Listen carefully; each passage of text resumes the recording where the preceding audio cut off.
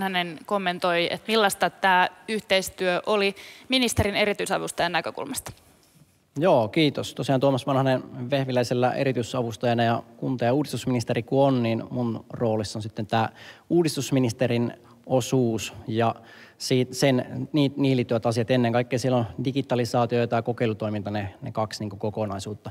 Ja sen lisäksi, että Vehviläinen on ministeri tuolla valtiovarainministeriössä, niin on myös sitten valtioneuvoston kansliassa tämän TEAS-hankkeiden osalta. Näiden seuraavana ja tietysti sitten tämä kokeilutoiminto on myös valtioneuvoston kansliaan parkkeerattu. Mä ajattelin tässä omassa puheenvuorossa lyhyesti yleisesti näistä TEAS-hankkeista, vähän sitten tästä erityisavustajan roolista ja sitten tämän rahaston osalta, että millä tavalla tässä niin kuin konkreettisesti ollut mukana. Mutta siis kaiken kaikkiaan tämä on aika vastuullinen juttu hallituksen puolelta, että tunnetaan vastuuta siitä, että tämä tieto olisi nyt oikeasti hyödynnettävissä, mitä näillä hankkeilla saadaan. Et kun sitä viime vaalikaudella siirrettiin kuitenkin merkittävässä määrin sekä tänne niin kuin TEAS-hankkeisiin että sitten strategisen tutkimuksen osalta tietysti hallitus päättää vaan ne teemat ja akatemia päättää sitten niin kuin konkreettiset hankkeet, mutta sitten näiden TEAS-hankkeiden osalta tietysti hallituksella iso vastuu siinä ja Vehviläisellä sitten esittelevän ministerinä siinä, että ne hankkeet olisi alusta lähtien semmoisia, että ne sitten parhaalla mahdollisella tavalla palvelee sitä tietotarvetta, mikä hallituksella on.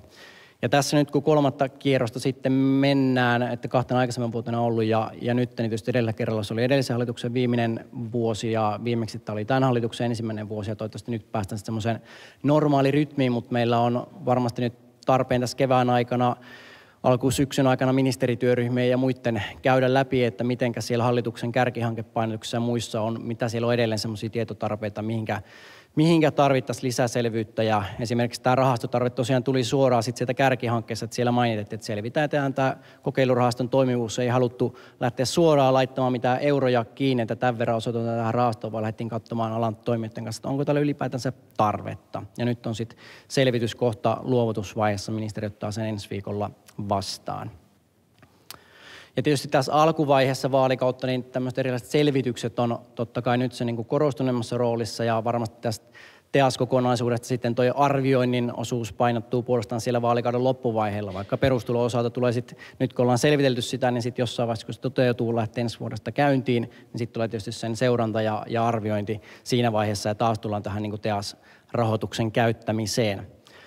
Mutta tästä erityisavustajien roolista näissä hankkeissa, että semmoista niin kuin pikasta ja pienellä otoksella, eikä nyt ole mitenkään kaikki avustajia edustavaa, mutta kyseli vähän, että miten ne on ollut mukana näissä. Ja sillä tavalla vähän huolestava viesti oli, että no ne on nähnyt nämä siinä vaiheessa, kun virkamiehet on esitellyt silloin, kun hanke näitä aiheita ja käyttösuunnitelmaa tehtiin, mutta sen jälkeen ei oikeastaan hirveän paljon ollut mukana jutuissa, mikä nyt tietysti on semmoinen kohde, mihinkä varmasti jatkoa silmällä pitää sekä nyt kaitsia meitä muita erityisavustajia, mutta sitten myös tietysti teille viestinä, että olkaa ihmeessä ja käyttäkää sitä suoraa kanavaa, kun te olette nyt tekemässä, niin suoraan yhteydessä myös sitä kautta poliittisen päätöksentekoon ja tämmöisiä niin kuin välivaiheen tulosten raportointia ja briefausta siinä, missä hankkeen osalta mennään, niin kyllä ne varmasti sitä semmoista tietoa arvostavat suuresti, mutta ne ei osaa nyt välttämättä itsekään lähteä nyt sitten kysymään teiltä päin, että olkaa myös te sinne käsin aktiivisia.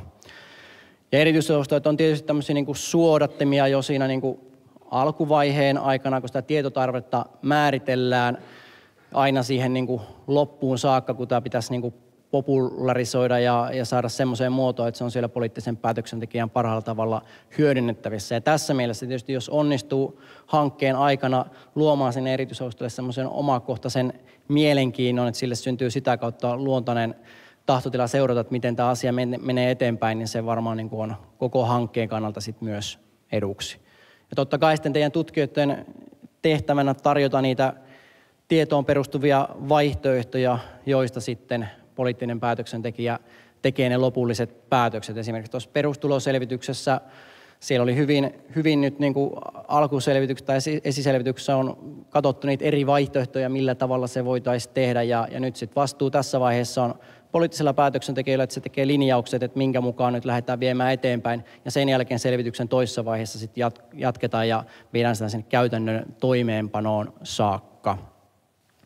Ja nyt sitten tässä itse niin kuin kokeilurahastohankkeessa Se oli silloin hallituksen tässä niin kuin kokeilutoiminnan kärkihankkeessa. Mulla on semmoinen kolmio piirretty siitä ja siellä ylätasolla siellä on näitä perustulon kaltaisia kokeiluja, kielten opettamisen varhentamiseen sekä sitten tähän, että voidaan jotain muuta kieltä kuin ruotsia opiskella. Tämän tapaisia kokeiluja on siellä niin kuin ylätasolla, jotka tulee suoraan sieltä hallitusohjelmasta, niiden tavallaan sisällöt ja sitten niille nyt sitten vaan toimenpanoa valmistellaan, mutta tavallaan se on tunnistettu kokeilun tarve hallitusohjelmassa.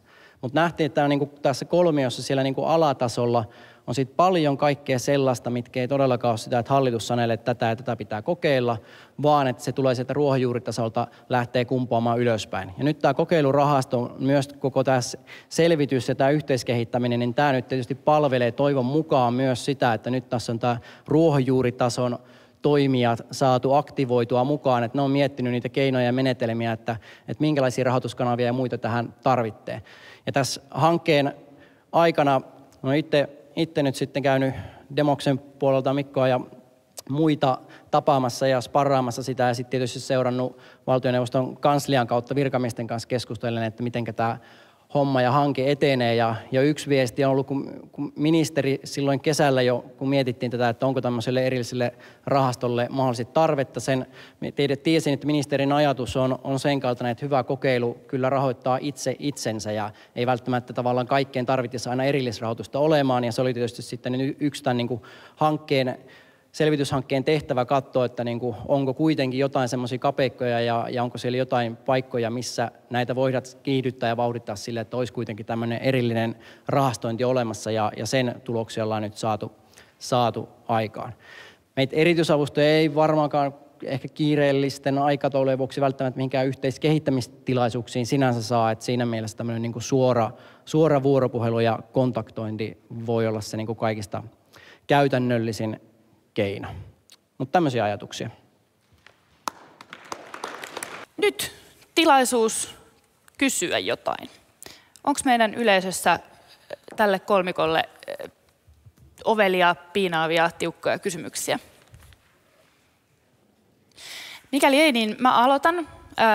Nopeasti Tuomakselta haluaisin kysyä, että jos nyt tutkijana ajattelen, että nyt meillä on kyllä meidän hankkeessa semmoista tietoa, että tämä täytyy viipymättä saada ministerin tietoisuuteen, niin miten oikeasti kannattaa menetellä? Ihan perusasioista lähtien. Joo, kyllä siihen niin